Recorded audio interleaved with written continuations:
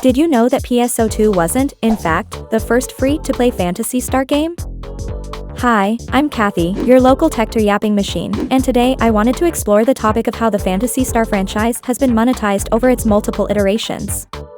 But before we do that, let's talk about what pay-to-win is. Pay-to-win means something different depending on who you ask, and it's important to lay the groundwork for what it is, so you, my dear viewer, can understand how I personally will judge these monetization systems. If you're not interested in this segment and want to get to the meat and potatoes of this video, I suggest skipping to this time code. The YouTuber, Josh Strife Hayes, made an excellent video going over the topic in excessive detail. The video essentially boils down to, pay to win can be anything. Pay to skip, pay for convenience, pay for cosmetics, it all can be classified as pay to win depending on what winning means to you. Do you want to look cool? Well, paying for cosmetics is now pay to win. Do you want to get a new class to level cap to play the endgame content with your friends? Well, paying for skipping the leveling process is now pay to win. In both scenarios, you're not actually winning anything, right? That is a rhetorical question. Despite not winning anything, you are completing an objective that you gave yourself by spending real money rather than playing the game. To some people, that by itself is a deal breaker. For me personally, the most important thing is that the game remains fair to free players. There needs to be a balance where free-to-play players can achieve everything that paying users can with enough time investment. Obviously, paid users will always have some kind of advantage over free users, but the advantage shouldn't be too big. I don't want to play games where paid users have a statistical power advantage either through temporary food buffs, or because they can directly buy weapons that are unobtainable for free users. With that in mind, let's rewind the clock to simpler times.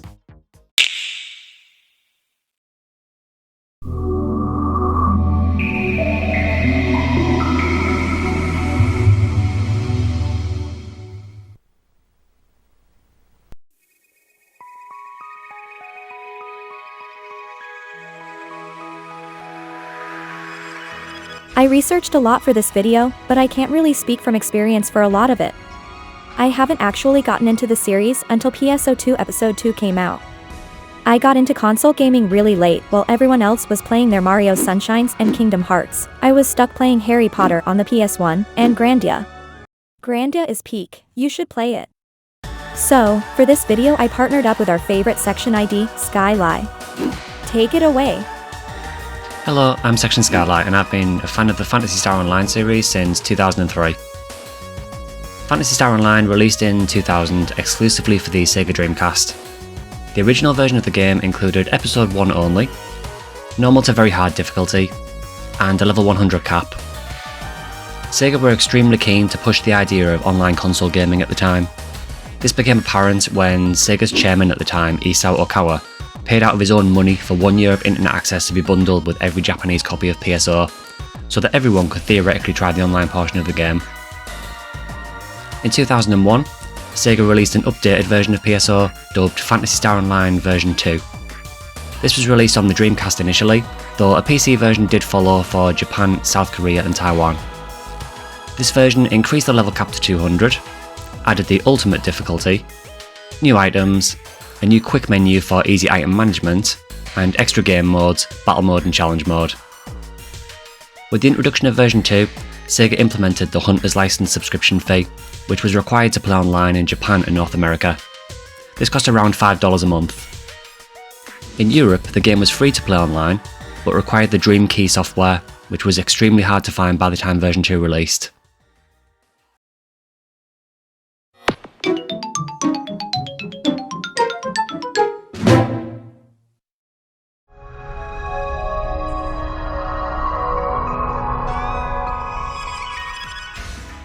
Following version 2, SEGA released a new version of PSO entitled Phantasy Star Online Episode 1 and 2, which launched on the Nintendo GameCube in 2002 and Microsoft Xbox in 2003.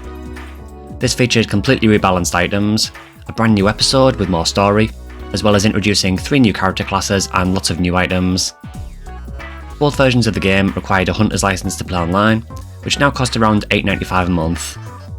Although, if you were unlucky enough to play on the Xbox version, you also had to pay the Xbox Live subscription fee on top of the Hunter's License.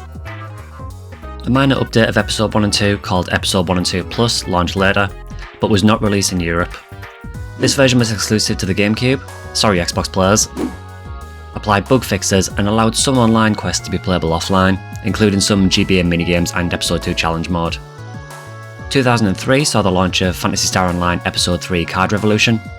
This was another Nintendo GameCube exclusive, sorry again Xbox players, and was a completely different game that tied an RPG story with a collectible card game. The game did feature online play, and did require a hunter's license, but if you already paid for Episode 1 and 2, then Episode 3 was included in that, as both games were online at the same time.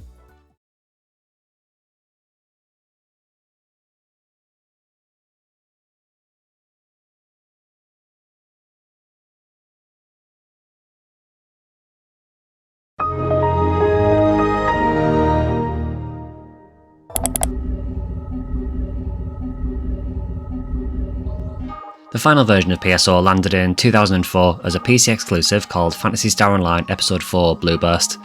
This added a brand new episode with a new story set between Episode 2 and Episode 3. However, it was also the first version of PSO to separate the online player base. Japanese Blueburst was on a completely different server to Western Blueburst, and all character data was saved server-side instead. The US and EU Blueburst servers closed on March 31st, 2008, with the Japanese server persisting until December 27, 2010.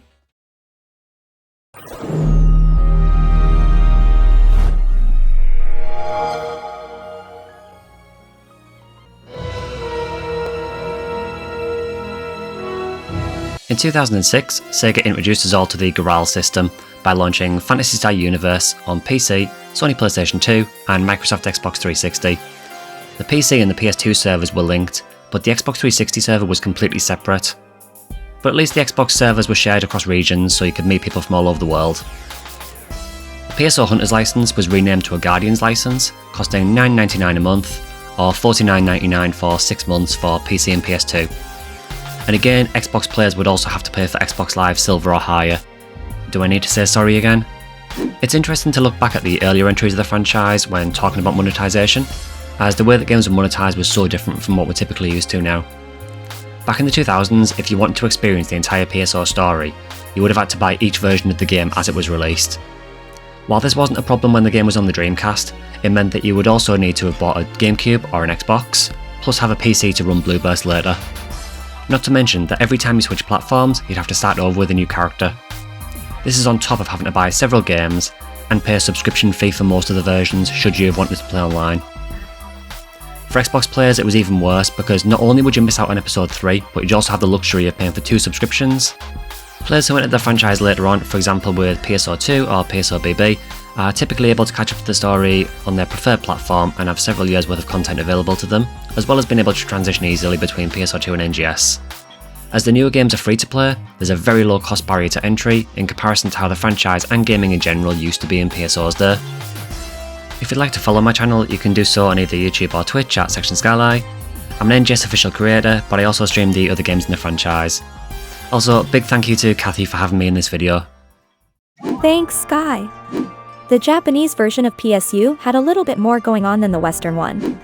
Japanese players could subscribe to a separate service called Phantasy Star Universe Mobile. It was a companion app for the game that could display a lot of useful information that you might need on the go. This service cost about 300 yen, and if you combine the price with the cost of the Guardian's license, you'll get foreshadowing. In 2009, SEGA implemented something called the Community Course. This is a sort of trial version of the game which kicked in the moment your Guardian's license expired, and allowed you to continue playing the game, albeit with some heavy limitations. Phantasy Star Universe's PC and PS2 versions shut down in 2010 in the West. However, the Japanese PC version survived. Unfortunately, right, the Guardian's cash system, a precursor to the ARC's cash system of today. GC is a premium currency that costs real money and has the exact same exchange rates as AC. At launch, GC was only used for Guardian's cash missions. To explain these missions in the most basic terms, imagine if you had to spend real money to participate in a quest that drops a boatload of loot, money, and EXP. The kicker is, these quests even had exclusive item drops, which is so very cool and fair to people who didn't spend money. At the beginning of March 2010, the Guardian's Cash Shop was added to the game, selling boosters related to PSU game mechanics, like rare drop boosts, PAEXP buffs, and partner unit storage expansions. The same update also introduced the gacha system. This was a whole other can of worms, because among the items you could pull were temporary untradeable stat boosts, giving paid users an unfair statistical advantage. But Kathy, who cares? A clear is a clear, right? While that is true, if you're interested in time attack challenges, statistical advantages become the bane of your existence as a free player. Clearing isn't a problem. Being unable to clear as fast as paid users is a problem. The Guardian's Cash Shop update also introduced the item upgrade mission. In this mission you could spend GC in order to upgrade your gear. In PSU, when you failed an upgrade, the level cap of your item decreased. With GC, not only could you upgrade to +8 without failing, you could also revert level cap reductions, and alter weapon elements. At this point we're way past the question of PSU being pay to win or not. It was blatantly pay to win. Some people were of the opinion that this completely ruined the game for them. You see, Phantasy Star games have a lot of game mechanics that are quite frankly bullshit. These game mechanics are made specifically so that players keep grinding, because if there is no carrot on a stick, if there are no goals the player wants to achieve, then they'll simply go play something else. This upgrade system directly sold you the carrot, and many people would either finish their equipment in record time and lose motivation to play, or sell a fully upgraded weapon on the market to free-to-play players, making this the most efficient way of earning meseta. This was a rather major stumble, but it was a necessary learning experience for the devs moving forward. They would never directly sell you the metaphorical carrot ever again. Proper free-to-play came 2 weeks after the Guardian's Cash Shop was implemented. Unlike the community course, which was discontinued and replaced by the free course, you could play the entire game from start to finish with only a few restrictions. You had Know My Room. This had a small snowball effect because a lot of functions like the title menu or partner machines were only accessible from that room. You also had no access to Guardian's advanced style system, but you could still accumulate skill points for it. Compared to later entries, this free-to-play model kinda sucks. It's clear the devs still wanted to strong-arm players into spending money on the Guardian's license, and didn't quite understand the advantage of the free-to-play model. Episode 3 would conclude story updates for the game, and the remaining 2 years of PSU's life were filled with nothing but gameplay-related updates. Though in fairness, the final 2 years of PSU were vital in terms of learning the strengths of the free-to-play model, and would aid the devs in making sure they don't repeat the same mistakes with PSU's successor.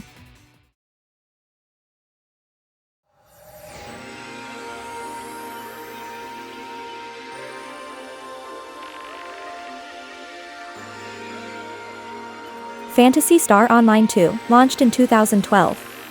According to the SEGA COO, Naoya Tsurumi, with PSO2 they wanted to prove that you can have a viable free-to-play business model, without compromising the quality of the game. He was directly referring to Korean slop MMOs, but I think he was also considering the state of PSU in its final 2 years. Anyway, PSO2 was free-to-play from the get-go. Unlike PSU, you had a mini version of My Room, so any features tied to that were now accessible to free-to-play players as well. There were also no progression systems locked behind the premium set, making it a lot less necessary to enjoy the game to the fullest. AC could be used to buy various additional services. On paper, all of these were optional. In practice, however, buying extra characters allowed you to do Clothos time attack client orders multiple times. These client orders rewarded you with a lot of meseta, so people who spent real money had a massive advantage. Skill trees used to look like this, and skill points were a rare commodity. This wasn't too problematic for melee and ranged classes, but tech classes basically required 3 separate skill trees, 1 per element. This skill tree problem wouldn't fully get fixed until episode 5. With crafting, you always had 3 lines available as a free-to-play player. With how Lilliparium worked, having additional lines was only beneficial when using the strongest version that refreshed the cooldown on all of them simultaneously. Mags were a little bit more problematic, since the stats they provided were nothing to scoff at. They made equipping weapons easier, and in some cases were necessary to equip the newest weapons at all. Because of this, you basically needed to level your mags in a single stat, basically locking you out of playing classes of the other damage types. Unless you paid for additional mags, of course. Though it was far more popular to just make a new character with a mag of a different damage type. At launch everyone had 2 free character slots, which was later raised to 3 slots. This meant that with 3 characters you could have 1 per damage type very easily. The AC shop had a lot of the same items that PSU had. Boosters, consumable items, and other commodities. The biggest difference came in form of the gacha, now rebranded as the ARX Cash Scratch Ticket. First off, there was the regular AC Scratch Ticket that cost 200 AC for a single pull, or 2200 AC for 12 pulls. The regular AC ticket gave you 1 random item out of the entire item lineup. Then there was a gold AC ticket which cost 500 AC for a single pull, or 5000 AC for 11 pull. This one only gave outfits from the item lineup, excluding everything else. In retrospect, the gold AC scratch wasn't a great idea since the most coveted items turned out to be hairstyles and emotes. Buying scratches in bulk meant you're getting 1 AC ticket for free, which was kinda nice. However, there was no scratch count bonus system at first, and because of it, there were no select tickets which allowed you to pick whatever you wanted. During this period I avoided AC scratches like the plague.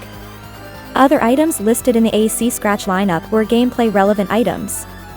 Items that allowed you to change and increase your weapon elements, augment capsules, mag food devices, and weapon extension related items.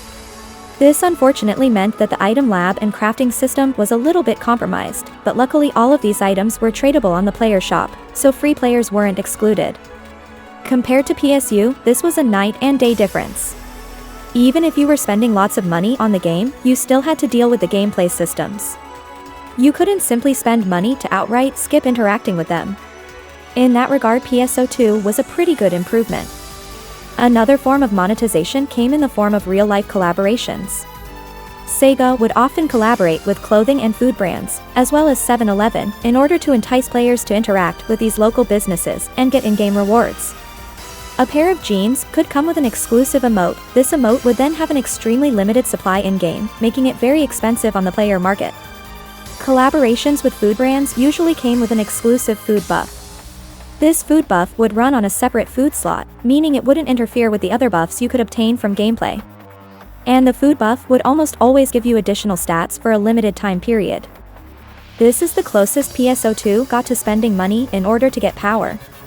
Which unfortunately meant that if you wanted to clear quests as fast as possible, you were kind of out of luck.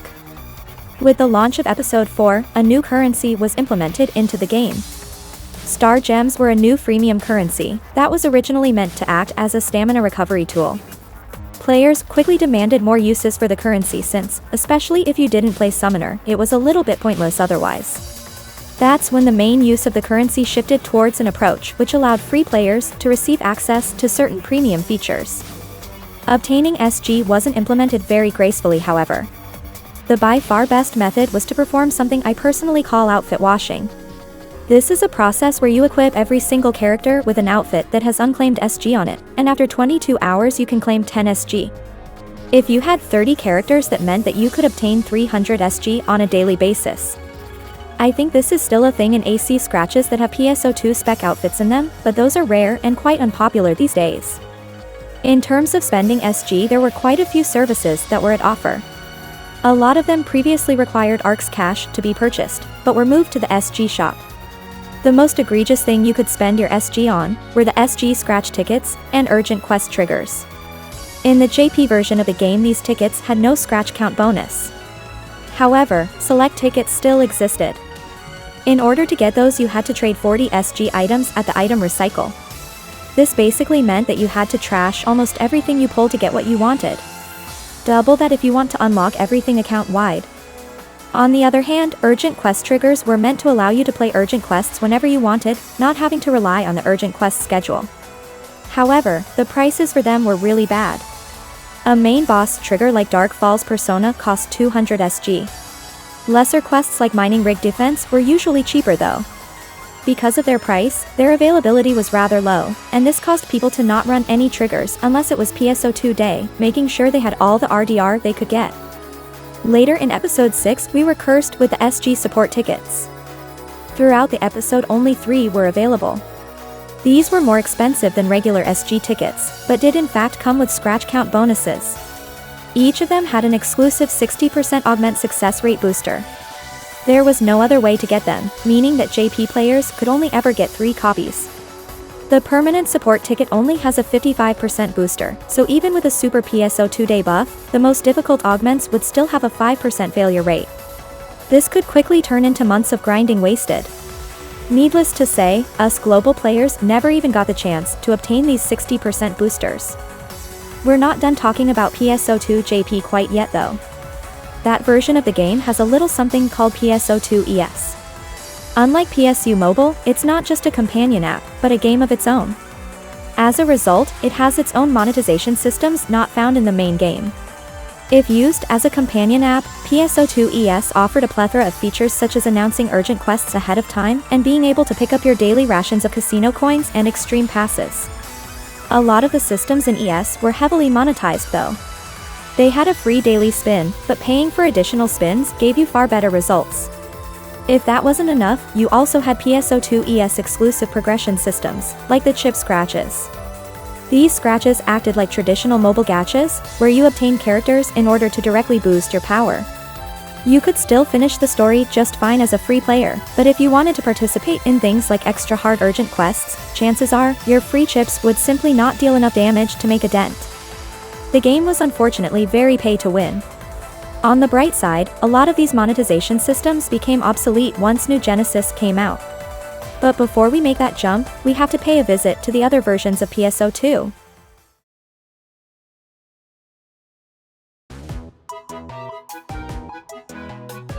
The Southeast Asian version of PSO2 came out in 2014, and was a rather unfortunate event. The game only had content up to Episode 2, and wouldn't even try to update its content for Episode 3. The SEA version of the game had a really bad translation.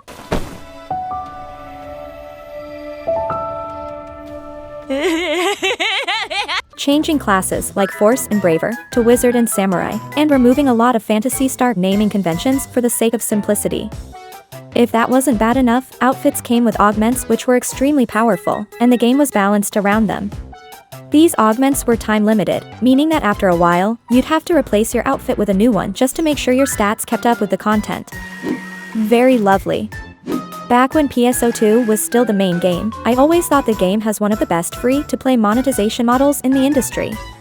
The SEA version in comparison felt like an aberration. On top of that, buying scratches in bulk didn't come with a free ticket. SEGA also erected an IP ban for SEA players, so they couldn't even escape their version of the game.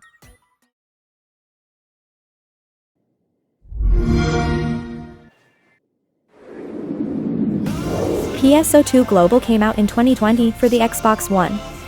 Most of the monetization systems would carry over one for one from the Japanese version. Xbox gamers finally had a W since the Snoys were upset that they couldn't play the game. Unfortunately, Xbox still had to pay for Xbox Live Gold, so taking L's was still on the menu.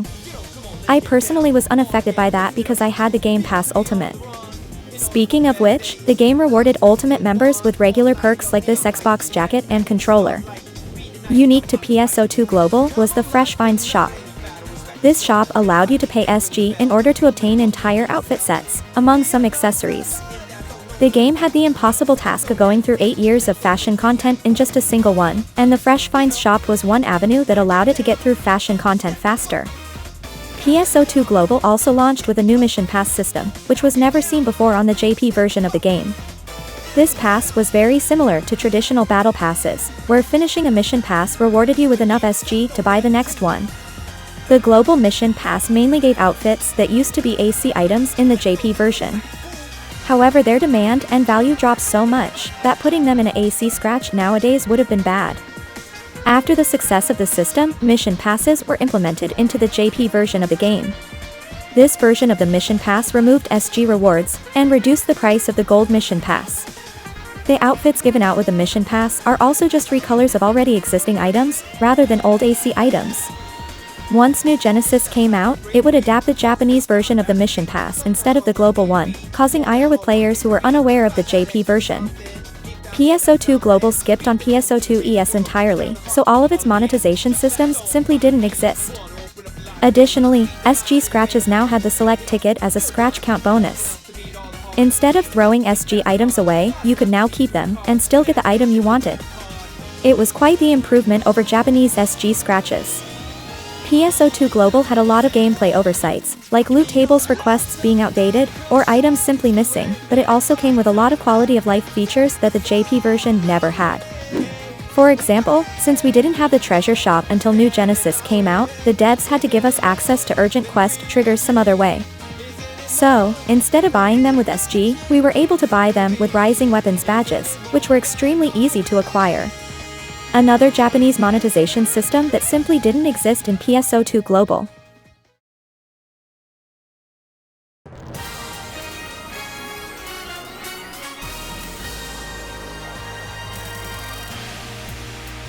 PSO2 New Genesis marked an interesting point in terms of monetization, because for the first time, the game would be monetized almost identically across the Japanese and global versions. It launched in 2021 in both territories simultaneously, and carried over a lot of the same monetization systems we already had in PSO2. AC remained largely the same. You could buy new characters, new skill trees, and whatever boost items you could find in the AC shop. Alt characters became a little bit redundant in NGS, so buying one didn't provide you any gameplay advantage like it did in PSO2. While this technically means we have less game to play, it also means the game was more friendly towards free-to-play players. Skill trees were also very straightforward, and it was generally speaking hard to mess these up, so buying additional ones wasn't really necessary. A few years after launch, we even gained the ability to freely reassign skill points, making additional skill tree purchases very unneeded. In general, there were far fewer things to buy in NGS that would provide you a gameplay advantage. Even scratch tickets no longer came with items for the item lab, they're now instead relegated to their own AC item support scratch. The devs also started implementing item bundles, which were very popular on the global servers. Each region had its own bundle that came with upgrade materials, an unique outfit, a stamp, and motion animation. Speaking of which, NGS saw a major overhaul to the character creation tool. The ability to swap race and gender has been highly requested for years on PSO2 JP, and I'm sure many of us wouldn't mind paying for the ability to do so. SEGA, however, implemented the ability to swap races and genders, and even mix and match racial characteristics together, for the low price of $0. Scratch tickets also saw some major improvements. First of all, the Gold AC scratch ticket has been completely retired, and regular scratch tickets no longer feature gameplay-related items, unless it's a dedicated support scratch ticket. SG scratch tickets now allow a daily free pull, and have become significantly cheaper. So, even if you're not paying anything for the game, and you don't want to spend meseta on fashion either, you're still going to be able to enjoy new fashion pieces regularly. These SG fashion items aren't even bad, they can be some of the best items to wear. My current hairstyle comes from a SG scratch, and I absolutely love it. Scratching the SG ticket 40 times will provide you a select ticket, just like it did in the global version. So, there is far less FOMO involved with the entire process. A few months after launch, we received the new special scratch ticket, alongside the new mission pass, which was based on the JP version of PSO2. Both of these systems provided further avenues of obtaining new fashion pieces, SG, and other material items, simply for playing the game. Collab food was also overhauled a little bit, and this is where the Japanese and global versions differ slightly as well. On global, you simply had to watch out for new keywords to get your regular rations of wrappy-shaped fritters. Unlike PSO2, they didn't provide power. Instead, it was a small inconsequential tri-boost that remained active for 24 hours. On the Japanese version, however, if you wanted to get these fritters, you had to buy merch. This neat little piggy bank, for example, came with a code you could redeem in the Japanese version of the game, in order to receive your temporary food buff. Daily login stamps have been overhauled. Instead of getting 2 stamps per day if you're a premium player, there is now a separate row of bonuses exclusive to premium players. This is probably the first change that stands out to be less fair to free players than how it was before. This is because so many systems have been pruned when transitioning over from PSO2 to NGS, that the premium set offered very little of value, so they had to get new value from somewhere else. One of these casualties was the shop pass for free players. In PSO2, you could simply buy fun points with X cubes, and roll the fun scratch, until you got as many shop passes as you wanted. In NGS, you only get 1 3-day ticket per mission pass, no more, no less. You also can't buy the 30-day shop ticket with star gems like you can other components of the premium system, and I really hope this will change in the future. Being able to freely trade with other players is the best anti-inflation tool in this game, especially since it features a 10% player market tax, which is rather high compared to other MMOs. Some people suspect that the restriction on shop access is an anti-scalping measure, which if true, I guess makes some form of sense. Personally, I would prefer a method that doesn't screw over free players. Over the course of time, the devs would add both auto-sell and Mission Pass Gold to the premium set. If you decide not to pay for premium, you can still purchase both systems via SG earned from gameplay. Similarly, premium players get 20 days of material storage for free just for logging in on PSO2 days, while free-to-play players only get 10 days. It isn't much, but it reduced the amount of SG you have to burn to keep up with material storage significantly. Speaking of storage, that's another area where NGS improved over its predecessor. In PSO2, if you wanted to prepare for a big affix, you needed to store every single item in your regular storage, because augments were tied to units and armor. In NGS, every augment is now a separate item, classified as a material. So as long as you keep your material storage up, which you can do purely by gameplay, you will never need to spend AC or SG on additional storage space. In fact, my regular storage and premium storage go largely unused because of it. SG saw the most amount of overhaul in their use, as they're now almost exclusively used for SG scratches. Urgent quest triggers, which on the Japanese version of PSO2 cost SG, adopted the global PSO2 mantra, and are available from the Alliance badge shop. There are still some other things you can spend SG on, but these are very rare in comparison to SG scratches. There are also SG support scratches, just like in PSO2, though their item lineup is mostly bad, and you only really scratch them for the scratch count bonuses. SG acquisition has been similarly overhauled.